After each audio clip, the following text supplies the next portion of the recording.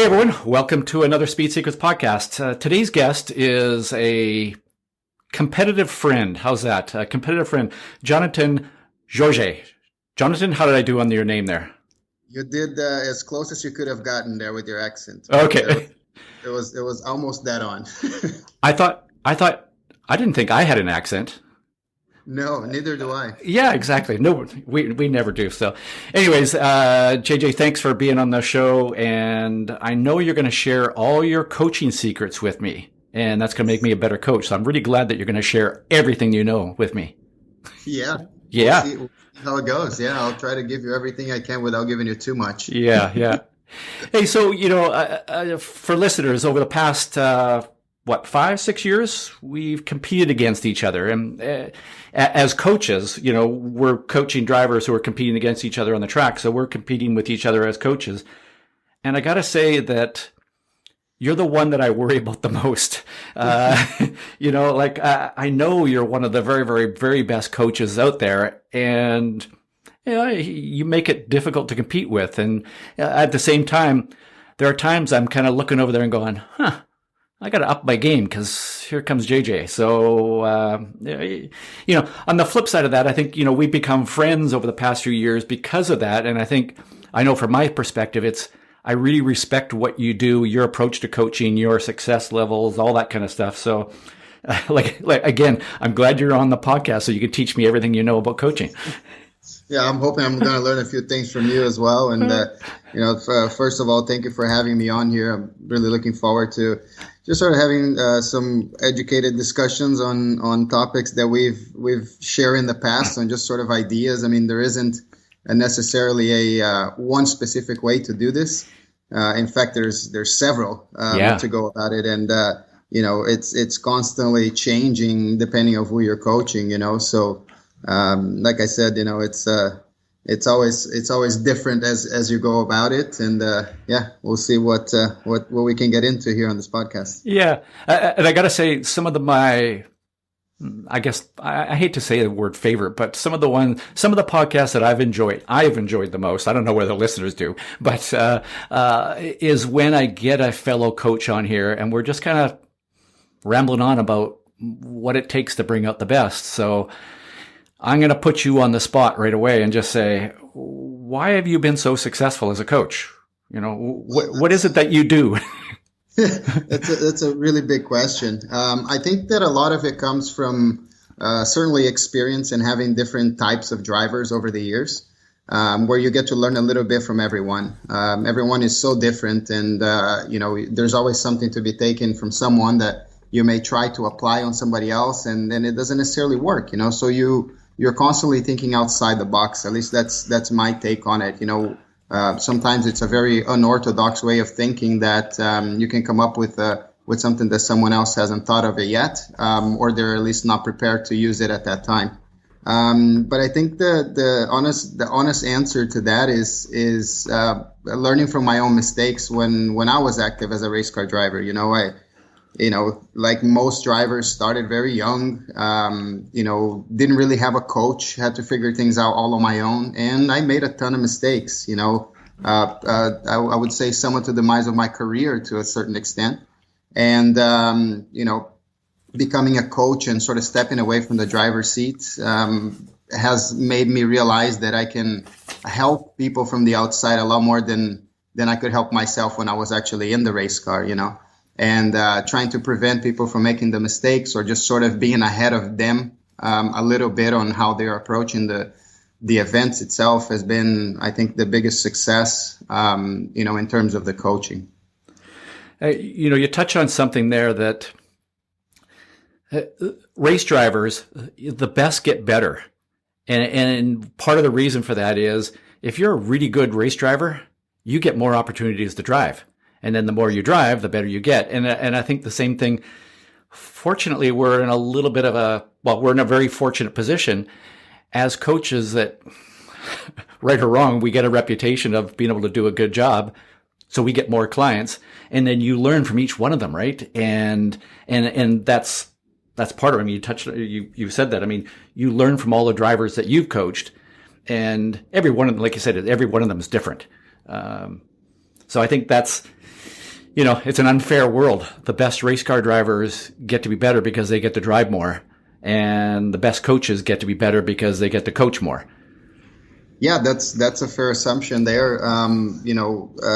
Or the best driver has never actually got to race. Probably didn't have the opportunity to do it.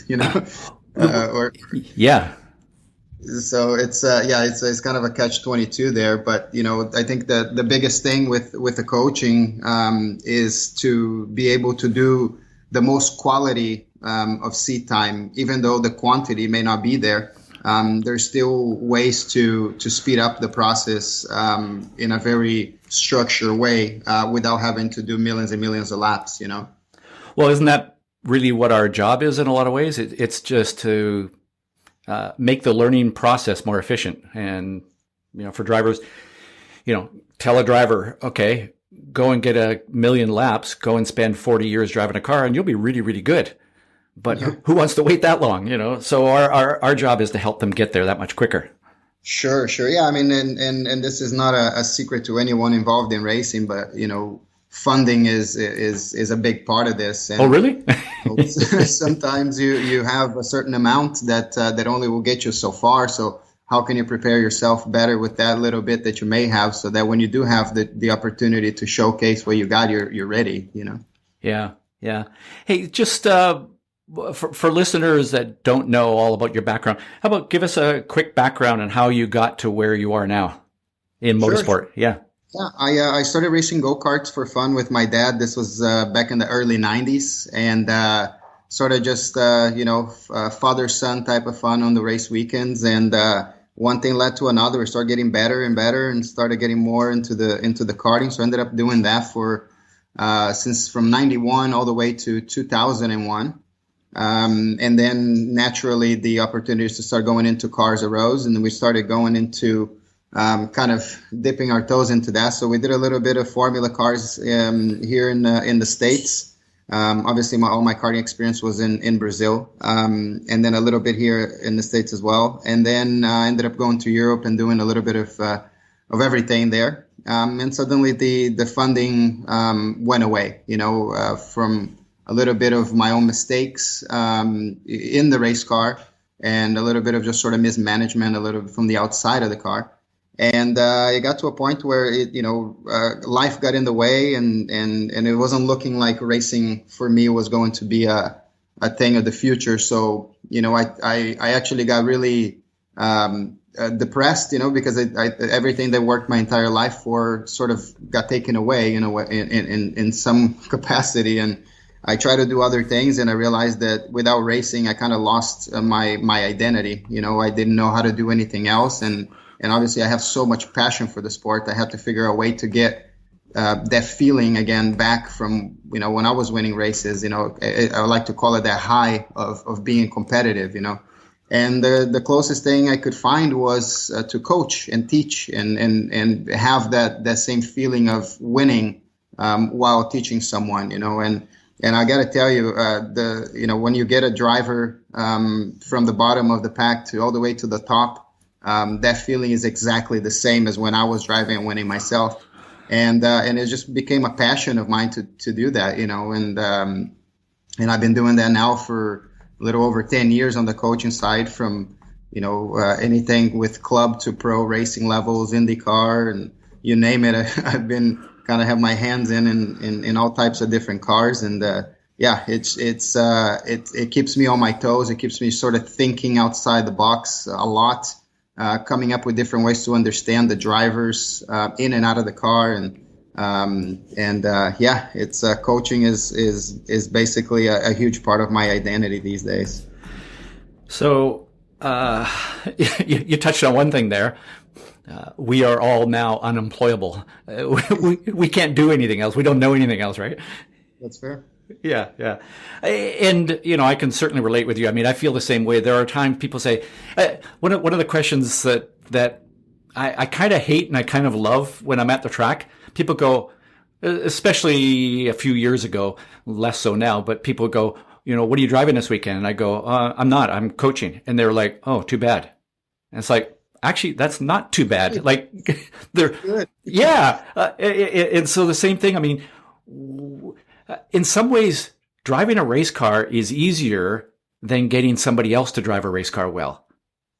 Sometimes it's easier just to get in and do it than to get somebody else. So if you can get somebody else to be that successful, it's like, wow, that's even better. So I get you it's a great feeling. Yeah, I completely agree. And one thing that has come up for me in the last few years here that I started to recognize, and it's gotten me to be even more passionate about the job that I do as a coach, is that, I mean, it's not like we're out there saving the world by racing cars, right? Right. It's one could call it a hobby or a career in some way. But what I come to find out is that, especially with some of the young drivers and even some of the established pro drivers, it's an outlet. The personality of a driver comes out through their driving style. And, in racing, you can't hide behind anything. All your flaws are exposed. If your fears, your doubts, everything is exposed. The engineers see it, the mechanics see it, and it shows on your results and the way that you approach every session.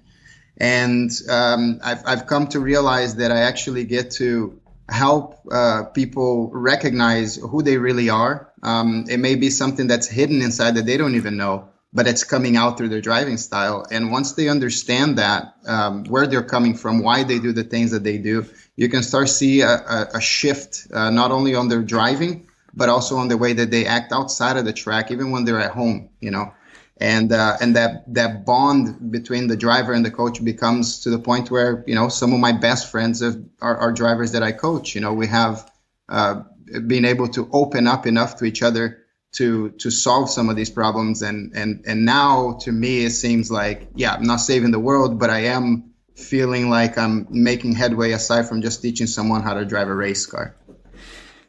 That's fascinating. And I've had that experience where, I'm sure you've had that experience where people go, you've made me a better race driver. I'm turning lap times that are, a tenth quicker or 4 seconds quicker, whatever it is. But what you've taught me has helped me in other areas of my life. And yeah, you're right. I was at a track recently, and, I'm looking around and I'm going, wow, there is just, you think about the millions of dollars that are being spent in this one little area on one weekend. You go, how could that money be spent better elsewhere to make the world better? And then like half a second later, I go, yeah, but let's go racing, because that's who we are, right? But the idea that you could help somebody that with something that they use elsewhere in their life, that's a pretty cool feeling, and it's rewarding in that. Yeah, it sure is. I mean, like I said, obviously I love racing. I love making people go quicker and faster and winning. But once you have another ulterior motive there, it becomes even more exciting to show up every day. Tell you a little story here. So yeah, I've, obviously we know that it's a very mental sport, to understand everything. It get ups and downs, and you're constantly dealing with things, and people collect information very differently. And, I've understand a little bit of psychology, not by any means that I have a degree in it. But you get exposed to certain things that happen, and there's certain patterns that go on there. And my wife, Quinn, she's a third grade teacher. And obviously she's gone to school to understand what the young kids need in the classroom. So one day I went to her class to sort of help her out a little bit and volunteer. And, there are kids walking around. There's kids jumping on bouncing balls and kids fiddling with things. And, we got home and she asked me, so what did you think of my classroom? And I said, well, I think you need to get that under control. I mean, people are walking around. There's all kinds of stuff, And so she proceeds to explain to me that everyone needs a little bit of something different to be able to keep them captivated on the information that's being given to them. And I thought that was very interesting, because a lot of times when we're coaching, I'm looking at the driver and looking at their body language, and I'm not sure whether they're getting it or not, and coming up with different solutions and different ways to get them to either keep the feedback very short or very long or more precise, or notes, or however the case may be.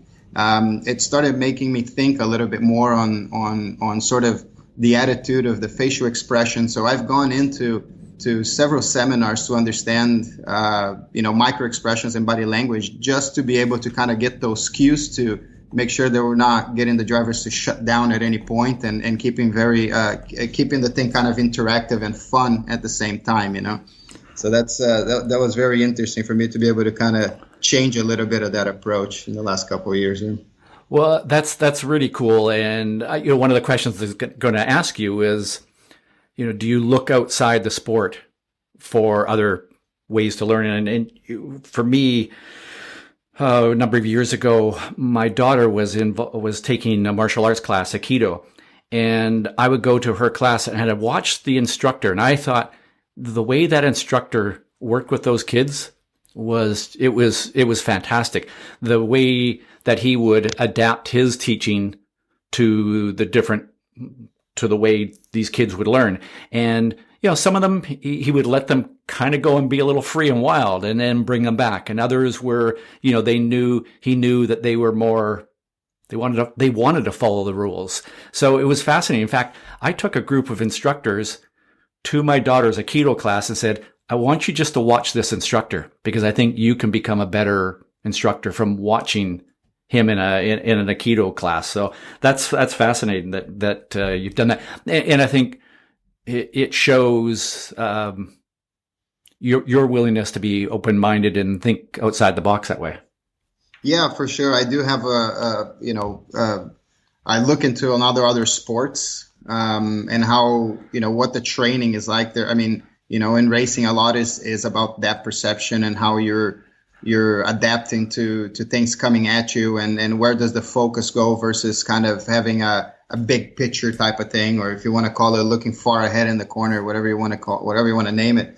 And there's a lot of things in different sports, baseball, downhill skiing, all of those things. There's something to be learned, and you'd be foolish not to look elsewhere to come up with ideas. Even if you're not a coach and you are a driver that doesn't have a coach, I think that's important for you to go and start researching it, because there's so many things to be found there. In some ways, motorsport is behind other sports in some of their training methods. I believe anyways. And, certainly the acceptance of coaches. If you look back 2 decades ago, I know for sure that when I started coaching, people were like, what? A coach? You just need to stand on the throttle harder. Yeah. And, obviously coaching has become a lot more acceptable now, but not to the level that it is in other sports. Name me an athlete in another sport that doesn't have a coach. And you get into motorsport and most don't.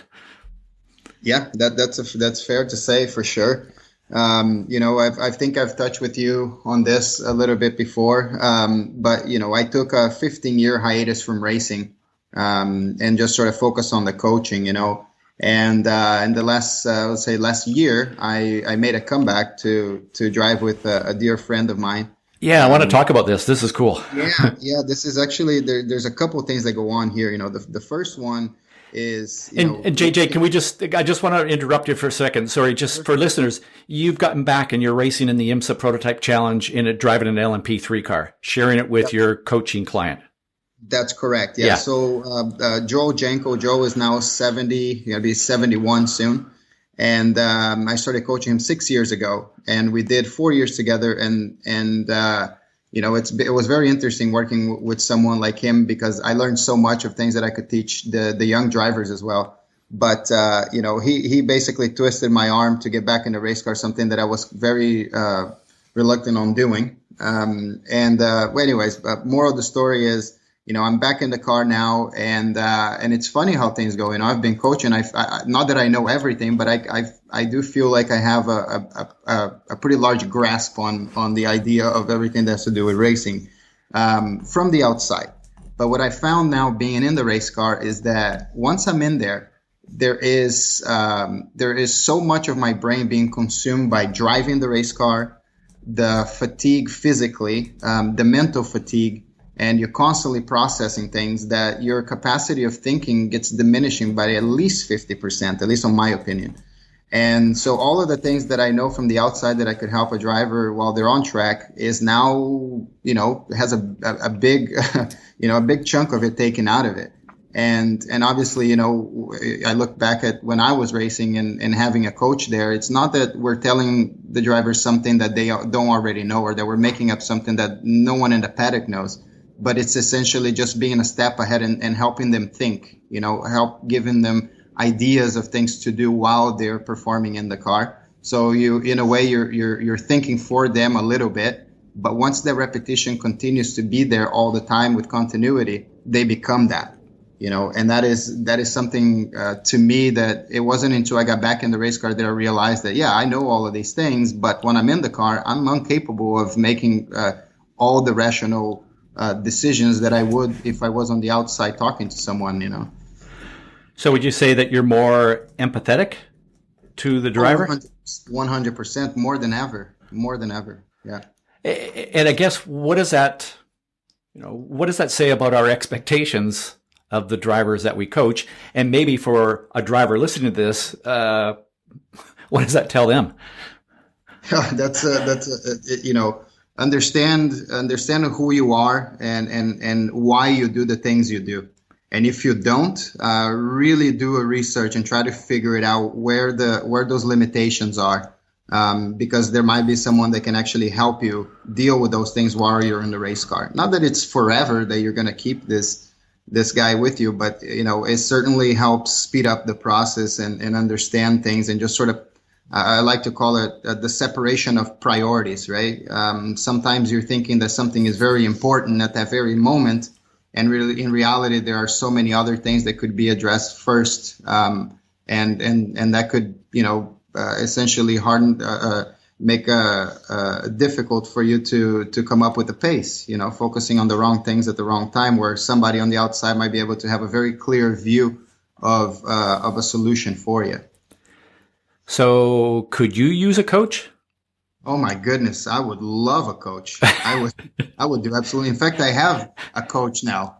We've brought in a friend, a mutual friend of ours, which is Steve Welk. Yeah, just saw him on the yeah.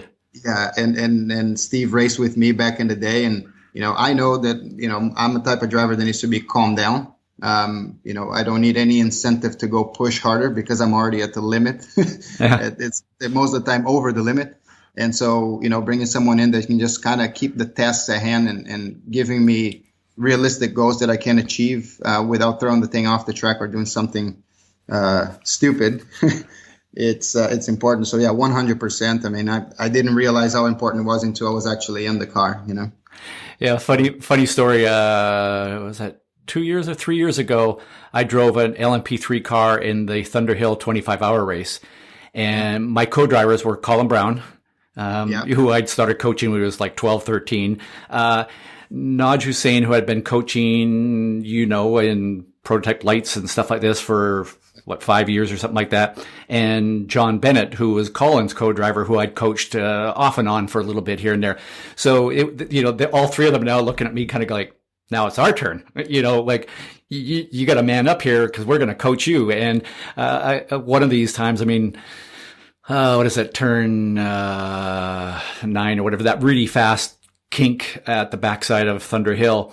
Afterwards, they're like, are you flat through there? And I think, yeah, I'm flat through there. And of course, the data shows I'm not flat. Imagine that, right? And of course they're all laughing at me like, yeah, see? So I'm sure you call the driver flat, right? Yeah, exactly. Yeah. But I think that's interesting. I mean, you getting back in the car and you're saying that, as a coach, you can kind of see the big picture and all the pieces and everything that fit together. But then in the car, you can only grasp so much of that. Is that kind of what you're saying? That's exactly what I'm saying. At least in my case, I'm sure it's different for other people, but in my case, that's exactly right. And I like to say these days that I'm a much better coach than I ever was a race car driver, Yeah. Actually, the other excuse you could use, because being a driver is all about making excuses, but the other excuse you could say is that, as a coach, you saw 10 times as much as everybody else did. So when you're in the car, if that gets narrowed down to, 20% of that, you're still seeing more than everybody else. So there you go. There's your excuse. Yeah, exactly. I do have a little bit more experience. You can see things a little further ahead, but it doesn't mean that you're not going to put yourself involved in something you shouldn't be, Right. Well, and going back to, and that's cool that you've got Steve helping you out there and coaching. And I think that actually, again, says a lot about your approach to driving and coaching is you're not afraid to say, I need somebody else. I've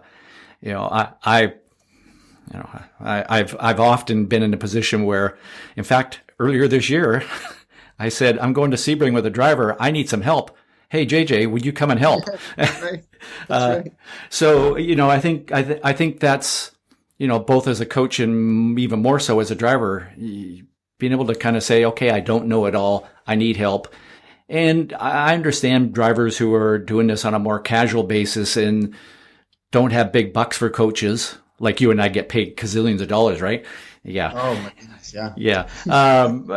But being able to stand back and say, I need help and I'm going to go and find it. I think that says a lot. But I guess the other thing though is that, before you had Steve helping you, how much could you coach yourself while driving? Quite a bit. But I also realized that, at least in my case, which is the case of many, you get stuck, you get stuck with what you feel at the time. And, you know that there might be another way to go quicker in that particular corner. But what you've been doing is comfortable. And you sometimes don't have the time to go and explore something else, So I find myself, getting up to speed and then just kind of doing the same thing I did on the first 10 laps and never really changing it, because to me, that's what it feels the best. Whereas now having somebody on the outside, I can kind of, they can kind of give me a suggestion of something that they're seeing other people do that's possible. And suggesting that you try it because it is the fastest way. Maybe the grip change a little bit in a line. Maybe someone is running a different gear, because of the wind or because of several things. And it just helps you be able to kind of explore with things while you're driving. So that when you look at the debrief, you can compare them and see, wow, that is better.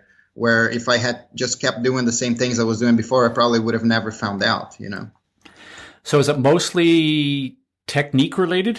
You know what I mean? Like, it's where to brake, when to release, turn. I mean, is it that, or is it more kind of your approach, I guess? I don't know. I think it's a little bit of both. I think that there's a lot to the technique, but also, understanding the driver that you're coaching. It is, I like to say to the drivers, a lot of times I trust them more than they trust themselves. I can see things from the outside. I know what they're capable of doing it. Yeah. And sometimes they're just under-delivering for whatever reason. It certainly isn't fear, but it might be some sort of mental blockage there that's not allowing them to flourish. And, encouraging them to go to a place where you're not pushing them over the limit to the point where you end up, having a crash car at the end of it. But certainly, getting the ball rolling a little bit more than they thought was capable of doing it. And certainly you get rewarded by lap time, So I think it's a little bit of both there. That's a tricky one. And so I agree that there's a point where often I believe in the abilities of my drivers more than they do. So there's part of it is that, but there's that really, really fine line as a coach, isn't there? Where you want to push just a little bit more, but the last thing in the world you want to do is push them into crashing the car. That's correct. Yeah. Yeah. I mean, it in different levels of racing, depending of why you're doing it for, there are different approaches, right? And at the end of the day, it's, if you realize why you're doing it, what's your motivation for being in that race car, things become pretty clear on how far or how little you should go and do that, right? But at the end of the day, driving at 100% of the car and 100% of yourself is something that happens very rarely, really, on the weekend. Most of the time you're getting consistent without making mistakes, and that doesn't necessarily happen at 100%. There's a little bit of a give or take there so that you can make sure that you're not, throwing the thing off and putting a lot of strength on the car and tires. So a few months back, I think it was just shortly before the whole COVID deal stepped in and the lockdown and everything. We were at Sebring, and you and I were having a conversation. And I got to apologize. I don't remember the exact details of what we were talking about, but you were sharing some insights with me around vision and around sort of the techniques that drivers tend to focus on, but you don't think that's the right priority, maybe. Do you remember that conversation? Because it was brilliant. Yeah, I do vaguely remember that, and I guess the simple way to get into this is the common misconception of keep your eyes up and look through the corner. I think that there is a lot of truth to that, but it's not a live and die by the sword kind of thing. I think that there is a lot of visuals that comes from that perception on using what I call checkpoints. From the moment that you go into the braking zone all the way to the point where you get to the apex and you're ready to go to throttle, several things happen.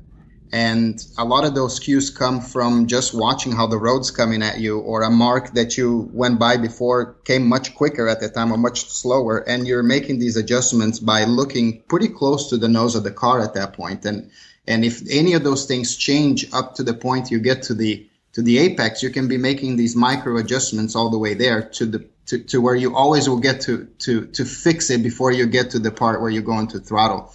Whereas if you have those eyes really, really far up, you'll miss all those cues. And that's what I found generally is that, understanding and seeing where the driver is looking, it's very important. And you touched on this a little bit earlier. I think we're a little bit behind in motorsports in terms of understanding how drivers are really focusing on what they're focusing on.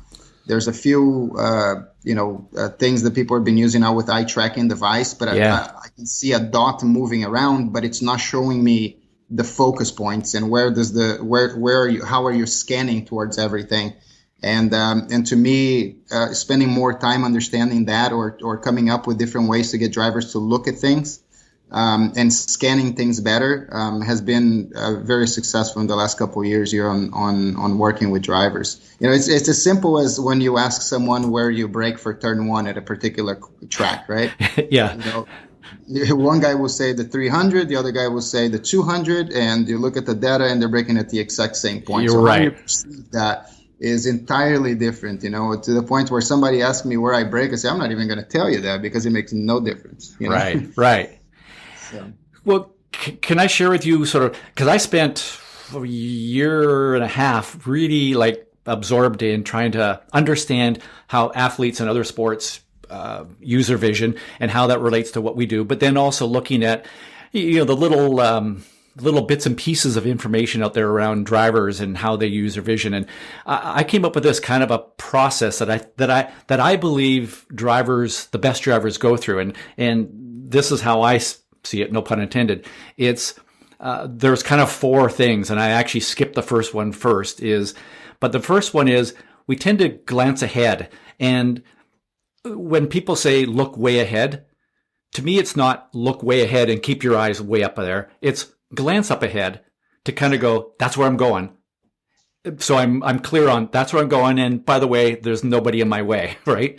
But then our focus comes back to closer checkpoints or references that are a little bit more detailed. And we spend, I'm going to say, at least twice as much time on those as we do on those glances. So our eyes are kind of flicking from that glance ahead right back to a focus on that turning point. And, then we kind of glance through, but we come back to maybe more of the apex or something in between.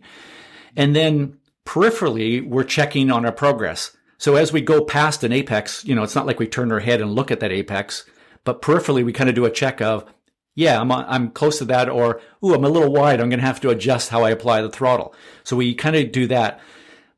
And then I go, but there's actually a first point or step in the process. And that is what I just call mental vision. Before you even get to a corner, you have to be able to see through that corner mentally. And And,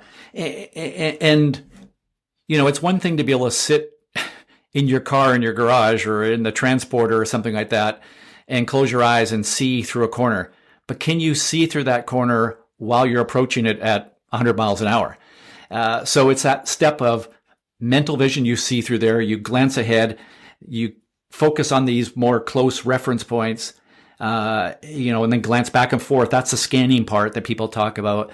And then peripherally, you're just checking on your progress. And you're obviously using your peripheral to check on, is there a little flash of something in my side mirror? Oh, there's a car there, that kind of thing. Does that make some sense to you? Oh, it makes absolute sense. Yeah, 100%. And it is. It's just scanning. And if you ask any driver to walk you through a lap, you pick the most professional driver in the top of the sport, and you ask him, can you walk me through and tell me where your reference marks are? They will probably be able to tell you where they turn in. They probably will tell you where they apex, how they track out, where they're planning on going down their gear, so on and so forth, the usual thing. But there are also probably thousands, if not more than that, of reference that they can't even tell you, that are part of their approach to each corner, that are happening so quickly. It's their own reference marks. It's their own way to adapt to the perception of how things are coming at you, that they're making adjustments for it, And often in the car, you end up getting it's like, man, I really can't figure it out this corner. It really doesn't make sense to me. All it takes is you having a different way to look at through the corner to just suddenly change everything completely, So there's pattern matching, right? You see, it's like, this is what it's supposed to look like. And, oh, it doesn't look like that now.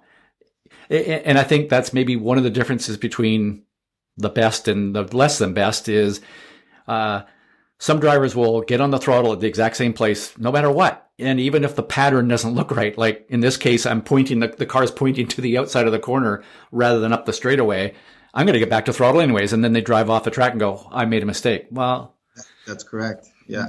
Yeah. You didn't recognize that sooner. And, a little story of, I was coaching a superbike motorcycle racer a bunch of years ago, and we were at VIR.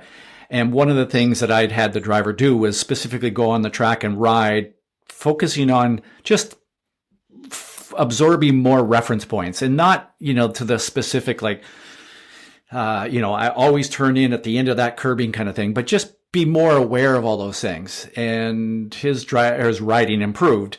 And then at the end of that day, he went and rode around VIR on mountain bikes with kind of one of the all-time old pro guys. Mm-hmm. And he came back and he says, I can't believe what that guy told me. Like, he showed me things that I've never even seen before or felt before. And the next day, the kid was on the pole.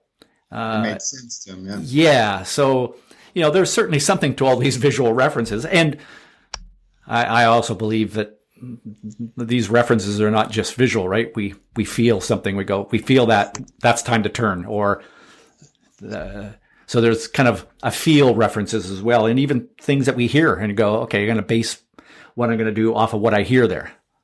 Yeah, 100%. Yeah. And there are drivers that I coach, and me included, that I don't really have reference marks in terms of braking zones when I drive.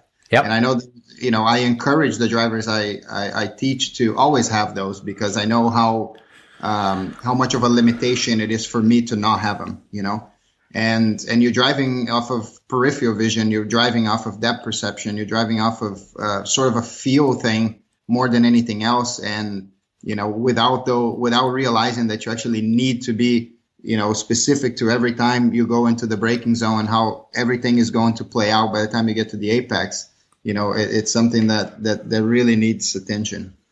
So how do you explain or deal with this situation? So I was on a track walk recently, and there are 3 drivers that I'm walking with, and one of them's in a certain part of the track going, I use that pole off in the distance to line the car up with. And the other driver is saying, I line the car up with those deeper black marks on the pavement. And the other driver's going, what black marks on the pavement? What pole in the distance? Like, I use that curbing over there. and you kind of go, which one's right? They all are. So if you had, two drivers that are equally as good, and one that tends to use references on the track surface more than the other, and others that use more things off in the distance than the other. I think if I had that situation, excuse me, with two drivers using two complete different things in terms of reference for a particular corner, and they are exactly the same on the data, I would encourage them to use each other's reference just to see if there's something else they're missing. Yeah.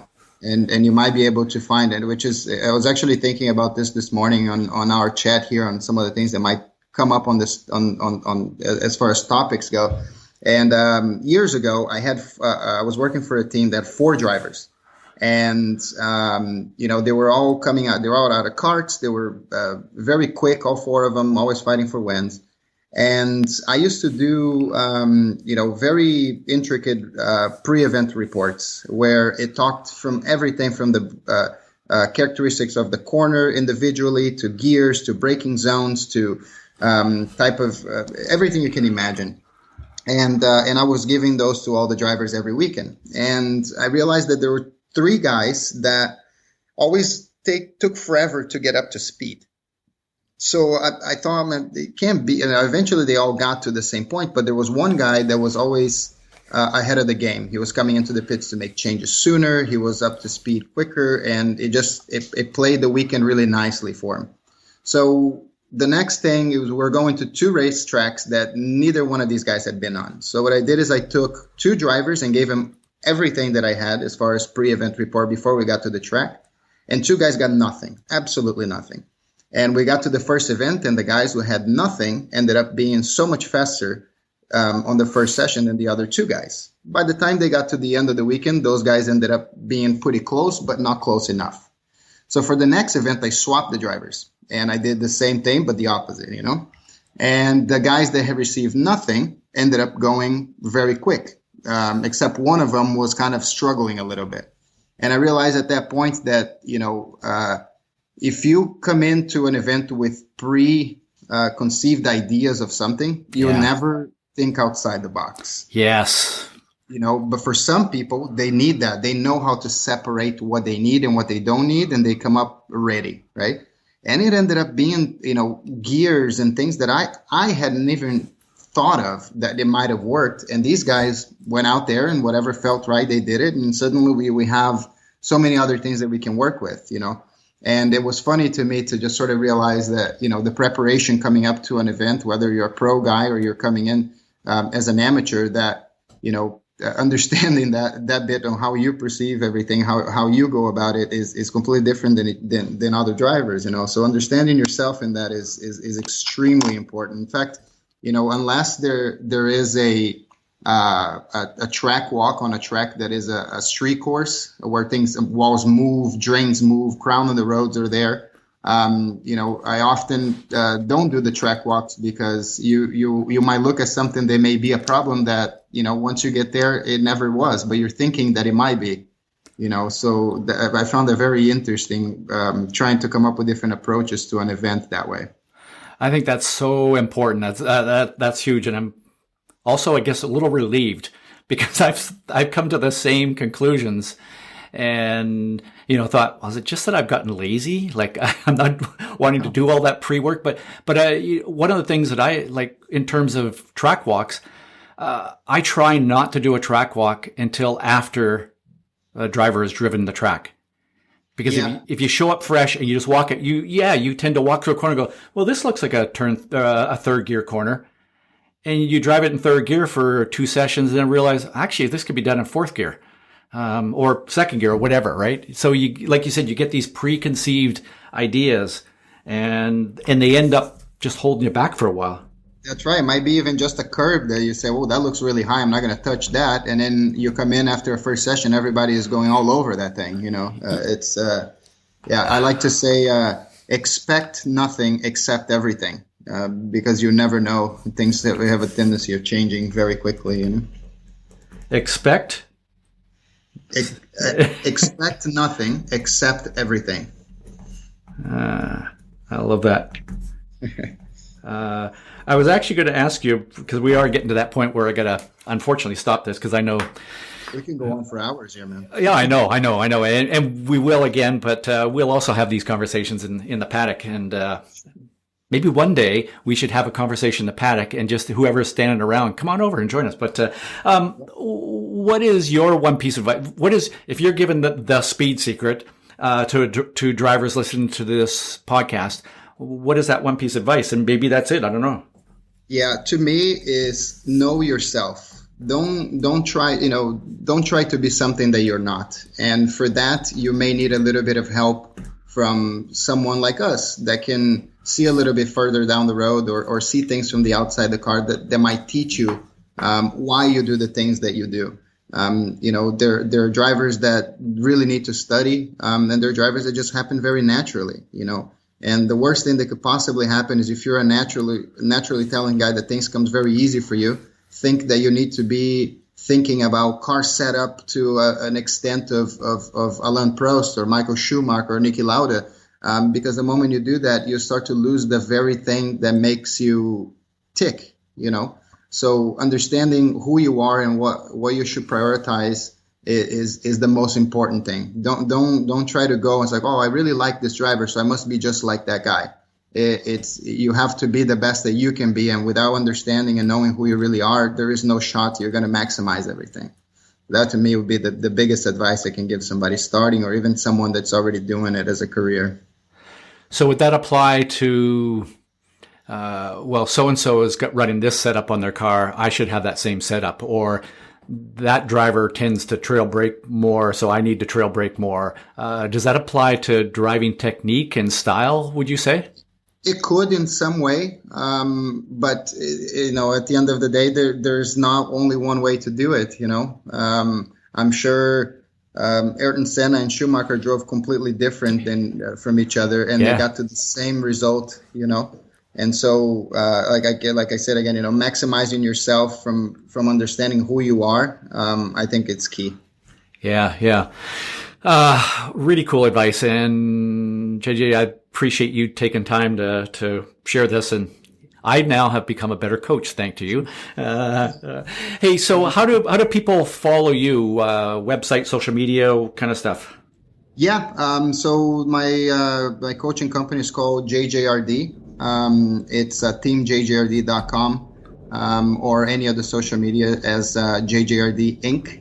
And, usually it's a word of mouth kind of thing in the paddock. I don't really do a lot of advertising to get other drivers. I find that, if someone is into this enough to seek help, I'll be glad to help out. In fact, there's a lot of kids that, not that we charge an insane amount of money, but sometimes they don't have anything. And if there is somebody that wants to pick the phone and give me a call and spend a 30-minute on the phone talking, that doesn't cost me anything. And I do it several times during the day just because I love talking about this stuff. As you can tell, it's been an hour now, and I'm still talking. Yeah. Well, I appreciate that, and I know people in the sport appreciate that as well. So the good news is you and I will see each other at a track real soon here, and once again our drivers will be competing against each other, and different this year in that the driver that I'm coaching is competing against you as a coach and as a driver. That's correct. Yeah. Hopefully we can outcoach. Try to outcoach you on the next one. Yeah. And all I care about is that we're both on the podium. Obviously, I have a preference for which order. Second place for you, I bet. Well, that would put you third. So no, we don't want somebody else first. That's wide open. Yeah. Okay, Jonatan, really appreciate your time, and thanks. Keep learning, having fun out there. Yeah, thanks, Russ. I really appreciate you having me on this. Thank you so much. One of the most puzzling questions that haunt almost all drivers, track day drivers and racers alike, is trying to figure out why things are not going well. The question is it me or is it the car? To answer that question, you need to listen. In his webinar, Reading Your Car, Ross will give you practical, hands-on advice and tips with one purpose: to make you and your car consistently faster. You'll learn how to sense the limits of your car, learn how to figure out if bad handling is because of you or because of the car, and understand what your car is trying to tell you. The result is that you will drive to the limit more consistently. The Reading Your Car webinar was conducted live and recorded. When you download it, you will be able to view, review, and learn from it over and over again. Go to speedsecrets.com/webinars and download Reading Your Car.